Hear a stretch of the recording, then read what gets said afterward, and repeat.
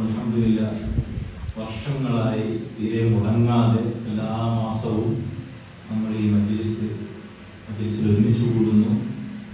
അതിൽ പങ്കെടുക്കാൻ നമുക്കെല്ലാവർക്കും അല്ലാഹു തആല തൗഫീഖ് നൽകി. എല്ലാ തിരക്കുകളൊക്കെ മാറ്റിവെച്ച് യുകെയുടെ വിവിധ ഭാഗങ്ങളിൽ നിന്ന് നമ്മളെല്ലാവരും ഇവിടെ വന്നു ഒരുമിച്ച് അല്ലാഹു തആല സ്വീകരിക്കുമാറാകട്ടെ. ഇവിടെ പറയപ്പെട്ടതുപോലെ നമ്മുടെ ജീവിതത്തിൽ അല്ലെങ്കിൽ നമ്മുടെ സമൂഹത്തിൽ പലവിധ പ്രശ്നങ്ങൾ ഉണ്ടാകുമ്പോൾ അത് പല വിധത്തിലാകാം. ഭൂമി കുലുക്കമോ അല്ലെങ്കിൽ മറ്റ് പ്രകൃതി ദുരന്തങ്ങളോ യുദ്ധങ്ങളോ എന്തുമാവട്ടെ, അതൊക്കെ സംഭവിക്കുമ്പോൾ ഒരു മുസ്ലിമിന്റെ സമീപം എങ്ങനെയാണ്, ഒരു വിശ്വാസി എങ്ങനെയാണ് അതിനെ മനസ്സിലാക്കേണ്ടത് എന്ന് നമുക്ക് അറിയിക്കണം. അല്ലാഹു സുബ്ഹാനഹു വ തആല വിശുദ്ധ ഖുർആനിലൂടെ നമ്മോട് പറഞ്ഞു, وَلَنَبْلُوَنَّكُمْ بِشَيْءٍ مِنَ الْخَوْفِ وَالْجُوعِ وَنَقْصٍ مِنَ الْأَمْوَالِ وَالْأَنفُسِ وَالثَّمَرَاتِ وَبَشِّرِ الصَّابِرِينَ الَّذِينَ إِذَا أَصَابَتْهُمْ مُصِيبَةٌ قَالُوا إِنَّا لِلَّهِ وَإِنَّا إِلَيْهِ رَاجِعُونَ أُولَٰئِكَ عَلَيْهِمْ صَلَوَاتٌ مِنْ رَبِّهِمْ وَرَحْمَةٌ وَأُولَٰئِكَ هُمُ الْمُهْتَدُونَ. അല്ലാഹു തആല പറയുന്നു, നിങ്ങളെ നമ്മൾ തീർച്ചയായും പരീക്ഷിക്കും. ബിനഖ്സിൻ മിനൽ അംവാലി വൽ അൻഫുസി വസ്സമറാത്ത്. നിങ്ങളിൽ ഉള്ള ആളുകളുടെ നഷ്ടം കൊണ്ട്, വിയോഗം കൊണ്ട്, മരണങ്ങൾ കൊണ്ട്, നമ്മുടെ അടുത്തടുത്ത ആളുകളുടെ വിയോഗങ്ങളെ കൊണ്ട്, സാമ്പത്തിക നഷ്ടങ്ങളെ കൊണ്ട്, ഇതുപോലെ മറ്റുള്ള പരീക്ഷണങ്ങളെ കൊണ്ട്, അതൊക്കെ വരുമ്പോൾ, ആ മുസീബത്തൊക്കെ വരുന്ന സമയത്ത് വിശ്വാസികൾ പറയും, ഇന്നാ ലില്ലാഹി വ ഇന്നാ ഇലൈഹി റാജിഊൻ. നമ്മളൊക്കെ വന്നത് അല്ലാഹുവിൽ നിന്നാണ്. അല്ലാഹുവാണ് നമ്മൾ സൃഷ്ടിച്ചത്, അല്ലാഹുവാണ് നമ്മൾ പരിപാലിക്കുന്നത്. നമ്മുടെ വിശ്വാസപ്രകാരം ഓരോ നിമിഷവും നമുക്ക് കഴിവ് നൽകുന്നവൻ അല്ലാഹുവാണ്. ഈ നിമിഷത്തിൽ ഞാൻ എൻ്റെ കൈ ഇങ്ങനെ ഉയർത്തുമ്പോൾ അല്ലെങ്കിൽ സംസാരിച്ചുകൊണ്ടിരിക്കുമ്പോൾ ഈ സമയത്ത് അല്ലാഹു തആല എനിക്ക് കഴിവിനെ സൃഷ്ടിച്ചു തരുന്നു, പടച്ചു തരുന്നു എന്നാണ് നമ്മുടെ വിശ്വാസം. അഹ്ലുൽ സുന്നത്തി വൽ ജമാഅത്തിന്റെ അഖീദ. ആ അല്ലാഹു നമ്മുടെ റബ്ബാണ്. റബ്ബ് എന്ന് പറഞ്ഞാൽ ഓരോ നിമിഷവും നമുക്ക് വേണ്ട ആവശ്യമുള്ള കാര്യങ്ങൾ നമുക്ക് ചെയ്തു തരികയും നമുക്ക് അറിഞ്ഞോ അറിയാത്തതായ കാര്യങ്ങളെയൊക്കെ നമ്മെ സംരക്ഷിക്കുകയും നമുക്ക് നമ്മുടെ ബുദ്ധി കൊണ്ട് ചിന്തിക്കാൻ കഴിയാത്ത കാര്യങ്ങൾ അതിൽ നിന്നും വരെ അല്ലാഹു തആല നമ്മെ സംരക്ഷിച്ചു നിർത്തുന്നു. നമ്മെ ഓരോ നിമിഷവും വളർത്തിക്കൊണ്ടിരിക്കുന്നതിനാണ് റബ്ബ് എന്ന് പറയുക. ഇന്നാ ലില്ലാഹി വ ഇന്നാ ഇലൈഹി റാജിഊൻ എന്ന് പറയും. എന്നിട്ട് അല്ലാഹു തആല പറയുന്നു, ഉലൈക അലൈഹിം സലവാത്തുൻ മിൻ റബ്ബിഹിം വറഹ്മ. ഇങ്ങനെ ക്ഷമിക്കുന്ന ആളുകൾക്ക് അല്ലാഹുവിൽ നിന്നുള്ള റഹ്മത്തുണ്ട്, ഗുണങ്ങളുണ്ട് എന്ന് അല്ലാഹു തആല വിശുദ്ധ ഖുർആനിലൂടെ നമ്മോട് പറയുന്നു.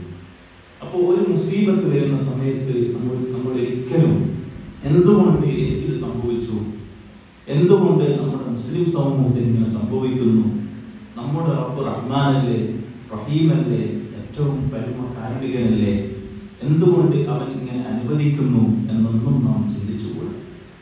ഒരു സംഭവം പറയാം. ബഹുമാനപ്പെട്ട നബി സല്ലല്ലാഹു അലൈഹി വസല്ലം തങ്ങൾ സഹാബത്തിന്റെ കൂടെ നടന്നു പോവുകയാണ്. അപ്പോൾ ഒരു സ്ത്രീ അവരുടെ മകന്റെ ഖബറിന്റെ അരികെ വെച്ച് അട്ടഹസിച്ച് കരയുന്നു. റസൂൽ പറഞ്ഞു, അല്ലയോ സഹോദരി, ഇത്തഖില്ലാഹ വസ്ബിരി, നീ അല്ലാഹുവിനെ സൂക്ഷിക്കുക, നീ ക്ഷമിക്കുക എന്ന് പറഞ്ഞു. ആ പെണ്ണ് പറഞ്ഞു, നിങ്ങൾ എന്നെ തൊട്ട് മാറി പോകൂ, നിങ്ങൾക്ക് എനിക്ക് വന്ന മുസീബത്ത് എത്തിയിട്ടില്ലല്ലോ എന്ന് പറഞ്ഞു. അപ്പോ കൂടെയുള്ള സഹാബത്ത് ആ സ്ത്രീയോട് പറഞ്ഞു, നിങ്ങൾക്കറിയാം വന്നതാരാണ്? റസൂലുള്ളാഹി സ്വല്ലല്ലാഹു അലൈഹി വസല്ലം. ആ സ്ത്രീക്ക് അറിയില്ലേ. ആ പെണ്ണ് ആ സ്ത്രീ റസൂലുള്ളാഹിന്റെ വീട്ടിലേക്ക് ഓടിപ്പോയി. അവിടെ പാറാവുകാരൊന്നുമില്ല. റസൂലുള്ളാഹിന്റെ അടുത്ത് വന്നിട്ട് പറഞ്ഞു, നബിയെ, എനിക്കറിയില്ലായിരുന്നു താങ്കൾ റസൂലുള്ളാഹിയാണ് എന്ന് പറഞ്ഞു. അപ്പോൾ നബി സല്ലല്ലാഹു അലൈഹി വസല്ലം പറഞ്ഞു, നിന്റെ ഹൃദയത്തിൽ ആ മുസീബത്ത് ആദ്യമായി തട്ടുന്ന ആ സമയത്താണ് ക്ഷമിക്കേണ്ടത് എന്ന് പറഞ്ഞു. ഉദാഹരണത്തിന്, നമ്മുടെ അടുത്താരെങ്കിലും മരണപ്പെട്ടു, നമുക്ക് വളരെ അടുത്ത സ്നേഹിതൻ, സുഹൃത്ത്, നമ്മളൊക്കെ സംസാരിച്ചുകൊണ്ടിരിക്കുന്ന, ബന്ധപ്പെട്ടുകൊണ്ടിരിക്കുന്ന ഒരാൾ പെട്ടെന്ന് ഒരു ദിവസം സുബഹിക്ക് അപ്പോൾ നമ്മൾ ഒരിക്കലും പ്രതീക്ഷിക്കുന്നില്ല അദ്ദേഹം ഇത്രയും പെട്ടെന്ന് മരണപ്പെടും. നമ്മുടെ അടുത്ത ആളാണ്, കുടുംബക്കാരനാണ്, അല്ലെങ്കിൽ സ്നേഹിതനാണ്, വളരെ അടുത്ത ആളാണ്. അപ്പോൾ പെട്ടെന്ന് നമ്മൾ ചിന്തിക്കുന്നതാണ്, എന്തുകൊണ്ട് റബ്ബേ എനിക്ക് മുസീബത്ത് വന്നു? ഞാൻ നിസ്കരിക്കുന്നവനാണല്ലോ, നോമ്പെടുക്കുന്നവനാണല്ലോ, ഇബാദത്തുകളൊക്കെ ചെയ്യുന്ന ആളാണല്ലോ, എന്തുകൊണ്ട് എനിക്ക് ഇങ്ങനെ സംഭവിച്ചു എന്ന് ആ നിമിഷം നമ്മളെ ആ ഫസ്റ്റ് സ്ട്രൈക്കിൽ ആദ്യമായി നമ്മളെ ആ മുസീബത്ത് നമ്മൾ അറിയുന്ന സമയത്ത് നമ്മുടെ നാവിൽ നിന്നും അതുപോലെ ഒന്നും വന്നു പോകരുത്. ചിലപ്പോൾ അതുകൊണ്ട് നമ്മൾ ഇസ്ലാമിൽ നിന്ന് പുറത്തു പോയേക്കാം. അപ്പൊ ആദ്യമായി നമ്മെ ആ മുസീബത്ത് നമ്മുടെ ഹൃദയത്തെ തട്ടുന്ന സമയത്ത് നാം ക്ഷമിക്കേണ്ടത് എന്ന് പ്രവാചകൻ സല്ലല്ലാഹു അലൈഹി വസല്ലം പറഞ്ഞു. ആ സ്ത്രീയോട് പറഞ്ഞു, മുസീബത്ത് നമ്മുടെ പ്രവർത്തനത്താൽ ഉണ്ടാകുന്നതല്ല, അല്ലാഹുവിന്റെ പക്കൽ നിന്നാണ്. അപ്പോൾ നമുക്ക് എന്തിനാണ് ഇതിന് കൂലി ലഭിക്കുക? ഇത് ക്ഷമിക്കുന്ന സമയത്താണ് കൂലി ലഭിക്കുക. എന്ത് മുസീബത്ത് വന്നാലും ഒരു ആഴ്ച കഴിഞ്ഞു, ഒരു മാസം കഴിഞ്ഞു, ഒരു വർഷം കഴിഞ്ഞാൽ സമയം അത് നമ്മൾ മറപ്പിക്കുകയും നമ്മളത് ക്രമേണ നമ്മൾ മറന്നു പോവുകയും അതിനോട് നമ്മൾ പൊരുത്തപ്പെടുകയും ചെയ്യും. അത് ആ ക്ഷമക്ക് പിന്നെ അർത്ഥമൊന്നുമില്ല. ആദ്യമായി നമ്മൾ ആ മുസീബത്ത് അറിയുന്ന സമയത്ത് അട്ടഹസിക്കാതെ, അള്ളാഹുവിൽ നമ്മൾ പരാതി പറയാതെ, ജനങ്ങളോട് പരാതി പറയാതെ, അള്ളാഹുവിനെ കുറിച്ചുള്ള നമ്മുടെ ചിന്ത അത് ഒരു മോശമായ തരത്തിലാകാതെ, അള്ളാഹുവിന്റെ ഖദറാണ്, ഖളാഅാണ്, അള്ളാഹുവിനെ തൃപ്തിപ്പെട്ടുകൊണ്ട്, അള്ളാഹു എനിക്കറിയില്ല, നിനക്ക് ഇതിലുള്ള ഖൈർ നിനക്കറിയാം, അതുകൊണ്ട് ഒരു പക്ഷേ ഇതെനിക്ക് ഖൈറായേക്കാം എന്ന് പറഞ്ഞുകൊണ്ട് നാം ക്ഷമിക്കുകയാണ് ചെയ്യേണ്ടത് എന്നാണ് നബി സല്ലല്ലാഹു അലൈഹി വസല്ലം നമ്മെ പഠിപ്പിക്കുന്നത്. അല്ലാതെ നമ്മൾ കുറെ അമല് ചെയ്ത ആളുകൾക്ക് യാതൊരു പരീക്ഷണം ഉണ്ടാവില്ല എന്നുള്ള വീക്ഷണമല്ല നമ്മുടെ ഇസ്ലാമിന്റെ വീക്ഷണം. അങ്ങനെയല്ല. മറ്റുള്ള ഗ്രീക്ക് ഫിലോസഫർമാർ വിശ്വസിച്ചിട്ടുണ്ടായിരുന്നു, ആദ്യം അവർ പറഞ്ഞു ലോകത്തിന് ഒരു തുടക്കമില്ല എന്നവർ പറഞ്ഞു. പിന്നെ കുറെ കാലത്തിന് ശേഷം പിന്നെ ലോകത്തിന് തുടക്കമുണ്ട് ശാസ്ത്രം കണ്ടുപിടിച്ചു. പിന്നെ അവർ പറഞ്ഞു ലോകത്തിന് ഒരു അവസാനമില്ല, അനന്തമായി ലോകം നീണ്ടു നീണ്ടു പോകുമെന്ന് പറഞ്ഞു. പിന്നെ ശാസ്ത്രം പറഞ്ഞു ലോകം അവസാനിക്കുമെന്ന്. ഈ ലോകത്തിന് ഒരു തുടക്കമുണ്ട് എന്നും ലോകത്തിന് അവസാനമുണ്ട് എന്നും 1400 വർഷം മുമ്പ് റസൂൽ സല്ലല്ലാഹു അലൈഹി വസല്ലം നമുക്ക് ഖുർആനിലൂടെ നമുക്ക് പറഞ്ഞു തന്നു. അപ്പോൾ നമ്മുടെ ഈ ജീവിതമല്ല നമ്മുടെ അന്തിമ ലക്ഷ്യം. ഇതൊരു വസീല മാത്രമാണ്, ഇതൊരു മാധ്യമം മാത്രമാണ്. നമ്മുടെ അന്തിമമായ ലക്ഷ്യം നമ്മുടെ ബർസഖി ജീവിതവും അതിനുശേഷമുള്ള പാരത്രിക ജീവിതവുമാണ്. അതാണ് സഅദത്തുൽ അബ്ദിയ്യ, അന്തിമമായ അനന്തമായ ജീവിതം. അത് നമ്മുടെ സ്വർഗീയ ജീവിതമാണ്. ഒരു വിശ്വാസിക്ക് ഈ ജീവിതമല്ല അന്തിമമായ ലക്ഷ്യം. മറ്റ് വീക്ഷണമുള്ള ആളുകളിലോ ഉണ്ടാകാം, അവർക്ക് ഈ ജീവിതം മാത്രമേ ഉള്ളൂ, ഈ ജീവിതത്തോടുകൂടെ എല്ലാം കഴിഞ്ഞു എന്നാണ് അവരുടെ വിശ്വാസം. നമ്മുടെ അങ്ങനെയല്ല. നമ്മുടെ ജീവിതം യഥാർത്ഥത്തിൽ തുടങ്ങുന്നത് മരണത്തോടു കൂടെയാണ് എന്നാണ് നമ്മുടെ വിശ്വാസം. നിങ്ങൾ ചിന്തിച്ചു നോക്കൂ, ഈ ലോകം ഒരു അന്തിമമായ ജീവിതമാണെങ്കിൽ ചെറിയ കുട്ടികൾ അവർ മരിക്കുന്നു, ചെറിയ പ്രായത്തിലുള്ളവർ മരണപ്പെടുന്നു, എല്ലാവരും കുറേക്കാലം ജീവിക്കുന്നില്ലല്ലോ. അപ്പോൾ ഈ ജീവിതം ഒരു പരീക്ഷണത്തിന്റെ ലോകമാണ്. അല്ലാഹു തആല പല രീതിയിലും നമ്മെ പരീക്ഷിക്കുകയും ചെയ്യും. നമ്മൾ ചെയ്ത തെറ്റിന് അല്ലാഹു തആല പരീക്ഷിക്കും, നമ്മളെ ശുദ്ധീകരിക്കുന്നതിന് വേണ്ടി അല്ലാഹു നമ്മെ പരീക്ഷിക്കും. എന്നല്ല, മഹാന്മാരായ ആളുകളെ അവർക്ക് ഉന്നതമായ പദവി നൽകാൻ വേണ്ടി അല്ലാഹു തആല പരീക്ഷിക്കും. അശദ്ദുന്നാസി ബലാഅൻ അൽ അംബിയാഉ സുമ്മൽ അംസൽ സുമ്മൽ അംസൽ. ഏറ്റവും കൂടുതൽ പരീക്ഷണം ലഭിക്കുന്ന ആളുകൾ അവർ പ്രവാചകന്മാരാണ്, പിന്നെ അവരോട് അടുത്തവരാണ് എന്ന് മഹാനായ നബി സല്ലല്ലാഹു അലൈഹി വസല്ലം പറയുന്നു. അപ്പോൾ കുറെ നമ്മൾ നിസ്കരിക്കുന്നു, നോമ്പെടുക്കുന്നു, നമ്മൾ സക്കാത്ത് കൊടുക്കുന്നവരാണ്, തഹജ്ജുദ് നിസ്കരിക്കുന്നവരാണ്, മറ്റുള്ള അമലുകളൊക്കെ ചെയ്യുന്നവരാണ്. എന്നിട്ട് പോലും ഒരു വ്യക്തി വലിയ രോഗം കൊണ്ട് പരീക്ഷിക്കപ്പെട്ടു, അല്ലെങ്കിൽ അദ്ദേഹത്തിന്റെ വാപ്പ മരണപ്പെട്ടു, ഉമ്മ മരണപ്പെട്ടു, അനുജൻ മരണപ്പെട്ടു, ജ്യേഷ്ഠൻ മരണപ്പെട്ടു, കുടുംബത്തിലുള്ള എല്ലാവരും മരണപ്പെട്ടു പോയി ഒരു ദുരന്തത്തിൽ. അപ്പോൾ അവൻ ചിന്തിക്കുന്നു, റബ്ബേ ഞാൻ നിസ്കരിക്കുന്നവനാണ്, എനിക്ക് നോമ്പെടുക്കുന്നവനാണ്, ഇബാദത്ത് ചെയ്യുന്നവനാണ്, എല്ലാ കർമ്മങ്ങളും ചെയ്യുന്നവനാണ്, പിന്നെ എന്തുകൊണ്ട് എനിക്ക് ആപത്ത് വന്നു എന്ന് ഒരു മനുഷ്യൻ ഒരിക്കലും ചിന്തിക്കാൻ പാടില്ല എന്ന് അല്ലാഹു തആല വിശുദ്ധ ഖുർആനിലൂടെ ഒരുപാട് സ്ഥലങ്ങളിൽ നിങ്ങളെ നാം പരീക്ഷിക്കുമെന്ന് നമ്മോട് പറഞ്ഞിട്ടുണ്ട്. പ്രവാചകർ സല്ലല്ലാഹു അലൈഹി വസല്ലം തങ്ങൾ പറഞ്ഞിട്ടുണ്ട്, നിങ്ങൾക്കൊരു രോഗം വന്നു കഴിഞ്ഞാൽ, ഒരു വിഷമം വന്നു കഴിഞ്ഞാൽ, ഒരു പ്രയാസം വന്നു കഴിഞ്ഞാൽ അതിന് ക്ഷമിച്ചാൽ അതിന് പ്രതിഫലമുണ്ട്. ക്ഷമക്കുള്ള പ്രതിഫലം വലിയ കണക്കില്ലാത്ത പ്രതിഫലമാണ് എന്ന് വിശുദ്ധ ഖുർആനിലൂടെ നമ്മോട് പറയുന്നു. സഹോദരങ്ങളെ, അമല് ചെയ്ത കാരണത്താൽ ഒരാൾ പരീക്ഷിക്കപ്പെടുകയില്ലേ എങ്കിൽ പ്രവാചകന്മാർ, നിങ്ങൾ അറിയുമോ, മസ്ജിദ് അൽ അഖ്സയുടെ മുറ്റത്ത് വെച്ച് 70ഓളം അമ്പിയാക്കളെ കൊലപ്പെടുത്തി അവരെ കൊന്നുകളഞ്ഞു. ഇസ്രായേലുകാർ 70ഓളം അമ്പിയാക്കളെ അവർ കൊലപ്പെടുത്തി. അതിൽപ്പെട്ട ഒരു മഹാനാണ് ബഹുമാനപ്പെട്ട യഹ്യ അലൈഹിസ്സലാം. യഹ്യ അലൈഹിസ്സലാമിന്റെ ചരിത്രം നിങ്ങൾക്കറിയാം. സക്കറിയ അലൈഹിസ്സലാം വളരെ പ്രായം ചെന്നുകൊണ്ട്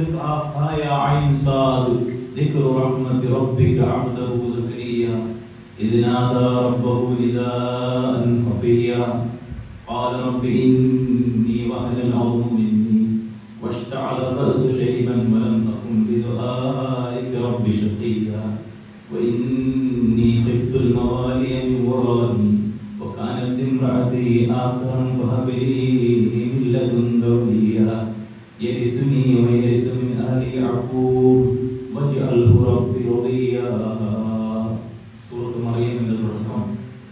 ബഹുമാനപ്പെട്ട സക്കറിയ അലൈഹിസ്സലാം ദുആ ചെയ്യുന്നു, റബ്ബേ, എൻ്റെ മുടിയൊക്കെ നരച്ചുപോയി, വളരെ പ്രായം ചെന്നു, എനിക്കൊരു മകനെ നൽകണം റഹ്മാനെ എന്ന് ദുആ ചെയ്തു. അങ്ങനെ നൽകപ്പെട്ട മകനാണ്, ദാനമാണ് ബഹുമാനപ്പെട്ട യഹ്യ അലൈഹിസ്സലാം. അദ്ദേഹത്തിന്റെ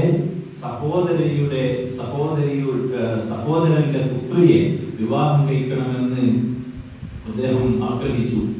അതായത് ഒരു മഹറമിനെ വിവാഹം കഴിക്കണമെന്ന് ആഗ്രഹിച്ചു. വിവാഹം കഴിക്കാൻ പറ്റാത്ത ആൾ. അങ്ങനെ യഹ്യ അലൈഹിസ്സലാമിനോട് സമ്മതം ചോദിച്ചു, ഫത്വ ചോദിച്ചു. യഹ്യ പറഞ്ഞു കഴിക്കാൻ പാടില്ല. അങ്ങനെ അവർ കല്യാണം കഴിച്ചു. ആ പെണ്ണിന് ഇങ്ങനെ ഫത്വ കൊടുത്ത, മതവിധി കൊടുത്ത യഹ്യ നബിയോട് വിദ്വേഷവും വൈരാഗ്യവും ഉണ്ടായിരുന്നു. അങ്ങനെ എല്ലാ വർഷവും വലിയൊരു ആഘോഷം അവിടെ അവർ സംഘടിപ്പിക്കും. ആ ആഘോഷത്തിൽ രാജാവിനോട് എന്ത് ചോദിച്ചാലും ആ വാഗ്ദാനം അദ്ദേഹം നിറവേറ്റും. അങ്ങനെ മദ്യം കഴിച്ച് മതോന്മുക്തരായി വളരെ മദ്യലഹരിയിലായിക്കൊണ്ട് നിൽക്കുന്ന സമയത്ത് ആ രാജാവിനോട് രാജാവ് പറഞ്ഞു, എന്ത് നിങ്ങൾ ചോദിച്ചോളൂ. അപ്പോൾ ആ രാജാവിന്റെ ഭാര്യയായ സ്ത്രീ ചോദിച്ചു, യഹ്യയുടെ തലയെടുക്കണം അലൈഹിസ്സലാം. അങ്ങനെ ആളെ പറഞ്ഞയച്ചു. യഹ്യ നബി മസ്ജിദ് അൽ അഖ്സയുടെ മിഹ്റാബിൽ നിസ്കരിച്ചുകൊണ്ടിരിക്കുന്നു. ഈ വ്യക്തി പോയി യഹ്യ നബിയുടെ തലയെടുത്തുകൊണ്ട് തളികയിൽ കൊണ്ടുവന്നു രാജാവിന്റെ മുന്നിൽ വെച്ചു. അപ്പോഴും ആ തല സംസാരിച്ചുകൊണ്ടിരിക്കുന്നുണ്ടായിരുന്നു, നിങ്ങൾക്ക് ആ പെണ്ണിന് വിവാഹം കഴിക്കൽ ഹലാലല്ലായിരുന്നു. സഹോദരൻ, അങ്ങനെ വധിച്ചു കളഞ്ഞ പ്രവാചകനാണ് യഹ്യ അലൈഹിസ്സലാം. ആ പിതാവിന്റെ ദുഃഖം ഒന്ന് ആലോചിച്ച് നോക്കൂ. സക്കറിയ അലൈഹിസ്സലാമിന്റെ ആ പ്രായത്തിൽ ദുആ ചെയ്തുകൊണ്ട് ഒരു കൺമണിയെ അല്ലാഹു നൽകി. ആ കുട്ടിയെ തന്റെ ജീവിതകാലത്ത് വെച്ച് തന്നെ നിഷ്ഠൂരമായി കൊലപ്പെടുത്തി. പിന്നെ സക്കറിയ അലൈഹിസ്സലാമിനെയും അവർ കൊലപ്പെടുത്തി. സക്കറിയ അലൈഹിസ്സലാമിന് പിന്നാലെ അവർ ഓടിച്ചെന്നു. അങ്ങനെ ഒരു മരം അഭയം കൊടുത്തു. മരം പറഞ്ഞു, നബിയെ, നിങ്ങൾ എന്നിലേക്ക് വരൂ എന്ന് പറഞ്ഞ് ആ മരം യഹ്യ നബിയെ ഉള്ളിലേക്ക് ചേർത്ത് പിടിച്ചു. ഇബ്ലീസ് ലഅനത്തുല്ലാഹി അലൈഹി സക്കറിയ അലൈഹിസ്സലാമിന് പിന്നിലൂടെ പാഞ്ഞ് ഓടിച്ചെന്നുകൊണ്ട് തന്റെ വസ്ത്രം പിടിച്ചു വെച്ചു. മരത്തിന്റെ പുറത്ത് വസ്ത്രം കാണുന്ന രീതിയിൽ അവിടെ വെച്ചു. പിന്നാലെ ഓടി വന്നവരോട് ഇബ്ലീസ് പറഞ്ഞു, സക്കറിയ അവിടെ ഒളിച്ചു നിൽക്കുന്നുണ്ട്, സിഹ്ർ ചെയ്തുകൊണ്ട് മരത്തിന്റെ ഉള്ളിലേക്ക് കയറിയിട്ടുണ്ട് എന്ന് പറഞ്ഞു. തെളിവ് ചോദിച്ചപ്പോൾ പറഞ്ഞു, അതാ അദ്ദേഹത്തിന്റെ വസ്ത്രം അതാ. അങ്ങനെ ആ മരം അവർ എതിർച്ചവാള് കൊണ്ട് നടുകെ പിളർത്തി സക്കറിയ അലൈഹിസ്സലാമിനെ പിളർത്തി അവർ കൊന്നുകളഞ്ഞു, വധിച്ചു കളഞ്ഞു. സഹോദരങ്ങളെ നോക്കൂ, അമ്പിയാക്കൾ അവർ ലോകത്തേക്ക് ഏറ്റവും ശ്രേഷ്ഠരായ ആളുകളാണ്. ആ കാലഘട്ടത്തിൽ ജീവിച്ച ഏറ്റവും ശ്രേഷ്ഠരായവരാണ് അമ്പിയാക്കൾ. അങ്ങനെ എത്ര ആളുകളെ അവർ കൊന്നുകളഞ്ഞു. അതായത് എത്ര വലിയ പരീക്ഷണം അവർക്ക് നൽകി. അതൊക്കെ പോട്ടെ, നമ്മുടെ മുഹമ്മദ് നബി സ്വല്ലല്ലാഹു അലൈഹി വസല്ലം ആലോചിച്ച് നോക്കൂ. റസൂലുള്ളാഹി സ്വല്ലല്ലാഹു അലൈഹി വസല്ലം ജനിക്കുന്നതിന് മുമ്പ് പിതാവ് വഫാത്തായി. ജനിച്ച് 5 വയസ്സാകുന്ന സമയത്ത് മാതാവ് വഫാത്തായി, കളാപ്പ വഫാത്തായി, സ്വന്തം ഭാര്യ വഫാത്തായി.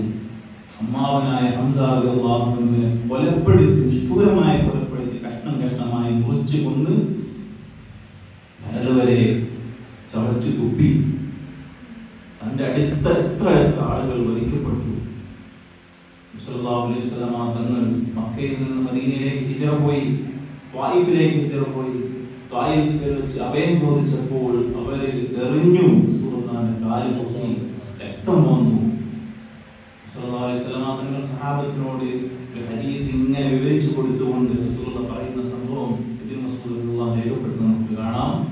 അദ്ദേഹം പറയുന്ന റസൂലുള്ളാഹി മുമ്പുള്ള അമ്പിയാക്കന്മാരെ കൊലപ്പെടുത്തിയ രംഗങ്ങൾ ഇങ്ങനെ പറഞ്ഞുകൊണ്ട് തന്റെ മുഖത്തിൽ നിന്ന് ഇങ്ങനെ രക്തം ഇങ്ങനെ അവർ കാണിച്ചു കൊടുക്കുന്നു. അമ്പിയാക്കൾ അവരുടെ മുഖത്ത് നിന്ന് രക്തം ഉറ്റി വീഴുന്നു തുടക്കുന്ന രംഗം എന്നെ നമുക്ക് കാണിച്ചെന്നുകൊണ്ട് പറയുന്നു.